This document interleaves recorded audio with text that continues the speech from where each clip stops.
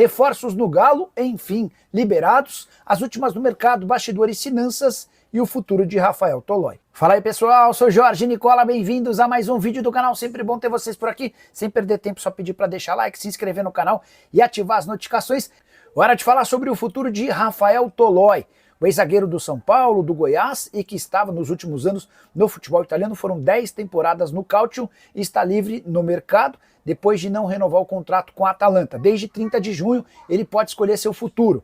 Importante contar que o Tolói conversou com clubes brasileiros, mas sem propostas oficiais. Foram aquelas tratativas iniciais de, e aí, como é que estão as coisas? Você toparia vir? Qual que seria o valor de uma contratação?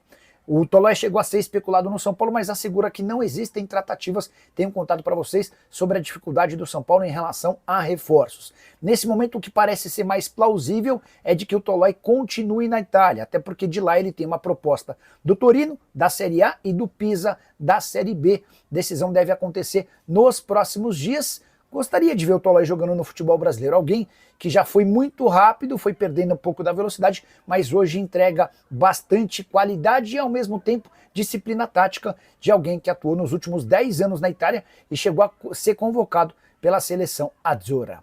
Bora falar agora sobre reforços para o Clube Atlético Mineiro. O Galo vinha adiando ou contestando qualquer possibilidade de contratação enquanto tinha problemas salariais com o seu elenco. Nessa terça-feira o Atlético conseguiu pagar os direitos de imagem que haviam vencido no dia 20 do mês passado e os salários em carteira que venceram no dia 7 de julho. A partir de agora, os acionistas do Galo e os diretores do departamento de futebol se sentem mais confortáveis em pensar na contratação de reforços. O Cuca pede 2 nomes, um primeiro volante como prioridade máxima e um zagueiro. Surgiram alguns nomes para a função de volante nos últimos dias, entre eles Gabriel Moscardo, ex-jogador do Corinthians e que hoje pertence ao PSG. A tendência é que ele continue no futebol europeu, até porque existem várias outras ofertas. Também foram consultados recentemente Juan Portilha, volante que pertence ao Tajeres, e Tomás Molina, volante que pertence ao Argentinos Júnior. Vamos acompanhar nesta sexta-feira, às 10 horas da manhã, na 5ª Comissão Disciplinar, um julgamento bem interessante e até curioso, porque você se lembra que o Dudu, na saída dele do Palmeiras para o Cruzeiro, fez uma série de declarações, teve tipo um bate-boca com a Leila Pereira, e ela acabou processando o jogador na Justiça Desportiva, pedindo uma punição por falta de respeito, por ofensa moral, e aí o tribunal, a Procuradoria acolheu, e ele será julgado em primeira instância nesta sexta-feira na 5ª Comissão. Está no artigo 243G, que fala de discriminação, e ele pode pegar suspensão por jogos, pode pegar suspensão por prazos, por dias, e ter uma multa aplicada entre, vou te dizer, R$100 e R$100.000. Então, é um assunto que chama a atenção, envolve uma presidente, né, uma mulher presidente, e um atleta ou um ex-atleta do Palmeiras, e o Dudu teria feito declarações nas redes sociais que não agradaram a presidente do Palmeiras. A Itatiaia vai acompanhar esse julgamento para vocês. Que os dois perdem, na minha opinião, porque o Dudu, ele tem muitas conquistas, né, ligadas ao Palmeiras, a torcida gosta muito dele, passou por uma fase maravilhosa, a melhor da carreira dele, jogando com aquela camisa, né, e a Leila também tá na história do clube, uma presidenta sensacional, incrível, né, e eu fico triste, né, desse desfecho, né, eu esperava até, inclusive, que o Dudu pudesse sair de uma outra maneira, enfim, mas o Palmeiras, principalmente o Abel, tem tido dificuldade. Ele faz o time que ele quiser, né? Mas dificuldade desses caras mais antigos, que tem muita história no clube, mas de conduzir uma saída mais pacífica, né? Você pode ver aí alguns casos em que o Abel teve problema com essas saídas. Aqui, eu vou ser muito franco e muito sincero nesse caso. Eu acho que a Leila foi muito correta no processo todo envolvendo o Dudu. Eu não estou falando de agora, não. Estou falando lá atrás. Aquela vez que ele teve para vir para o Cruzeiro e não veio. Sim. A Leila manteve a posição dela, manteve a palavra dela, honrou aquilo que ela tinha tratado com o Cruzeiro. Então, assim, eu acho que o Dudu errou nesse processo todo. Ele errou naquela primeira vez que ele fala que ia vir e não vem. Depois ele erra no processo dele com o Cruzeiro. Eu acho que o Dudu não foi feliz nesse processo da transferência dele do Palmeiras para o Cruzeiro. E acho que a Leila teve uma postura correta. Eu sei que isso hoje é coisa cada vez menos comum, mas eu acho que é muito importante na vida as pessoas honrarem a sua palavra. E ela teve uma postura de uma dirigente honrada quando ela assumiu um negócio, fez um negócio com a diretoria do Cruzeiro. Quando o Dudu volta atrás, ela fala assim, opa, eu não vou voltar. A minha palavra está dada e vai ser empenhada. Então eu acho que ela foi correta. Não, eu também acho. Como uma dirigente, como uma pessoa de palavra que é. E acho que o Dudu se embananou naquele processo todo. Não, com certeza. E o embananamento dele foi tão grande que acabou não tendo nem ambiente para ficar no Cruzeiro. Saiu do Cruzeiro também, na minha opinião, de uma maneira ruim, de uma maneira equivocada. Agora tem a chance de construir uma nova etapa no Atlético. Boa sorte, sucesso para ele. É um grande jogador, que seja muito feliz, que construa uma vida nova no Atlético. Mas da saída dele do Palmeiras até a saída dele do Cruzeiro, na minha opinião, ele não foi feliz. Não foi, mas é o que o torcedor do Palmeiras pensa, e eu tendo a concordar, é que isso não poderia apagar a história do Dudu no Palmeiras, né? De tantas conquistas, de tantas glórias e de tantas temporadas que ele foi muito bem, que ele foi decisivo. Eu concordo com você, ele é dos grandes jogadores do Palmeiras nesse século, isso não tem dúvida. Mesmo a saída do Rony também, ficou uma coisa, sabe, ele ficou meio largado, assim, ficou uma coisa meio mal explicada, a do Felipe Melo também, e eu acho saudável essa renovação, de você estar sempre com um elenco com muita fome, né? Que é os caras que não conquistaram ainda tudo o que esses caras que eu citei conquistaram, tudo.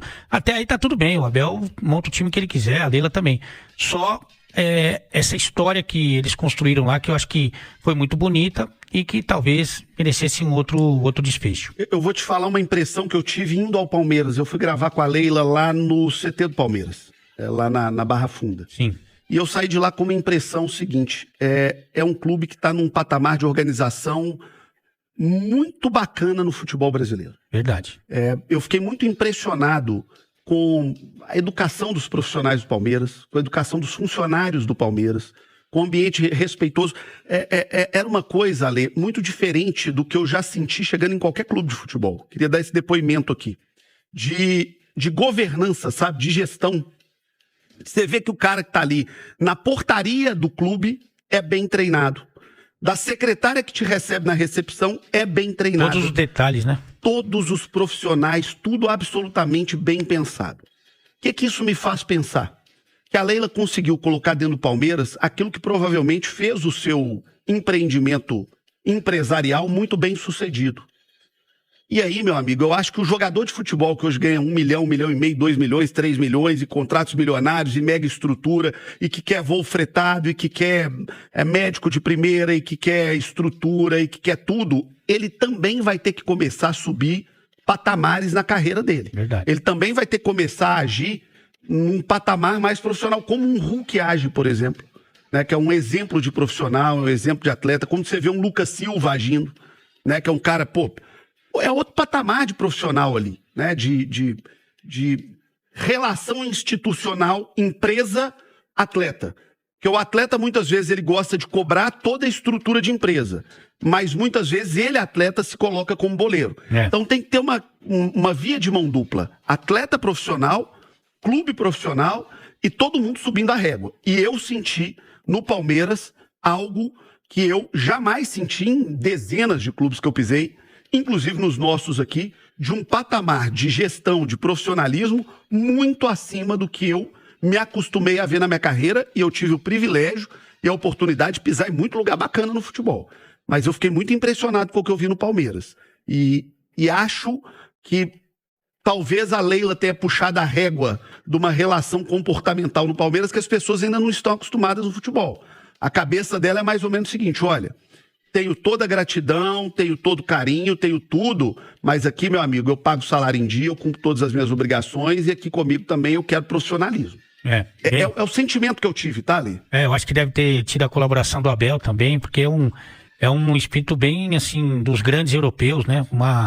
É uma estrutura e uma organização que impressiona, é o que eu tenho recebido de retorno dos jogadores que eu conheço de lá.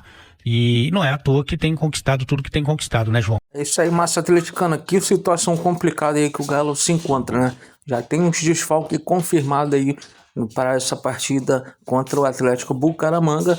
E agora também corre o risco aí de acabar perdendo Dudu em alguns jogos.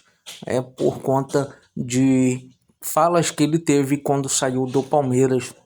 O jogador será julgado aí e pode acabar pegando alguns jogos de desfalque. Vamos torcer aí para que tudo dê certo e o Dudu vença aí essa batalha na justiça e não desfalque o Atlético, não traga prejuízos, né, dentro de campo aí, já que o Atlético tá com uma situação do elenco meio cambalida, né? Então deixa aí sua opinião nos comentários, não esquece de deixar aquele like, se inscrever no canal e ativar também o sininho de notificações para não perder nenhum conteúdo do Galão da Massa.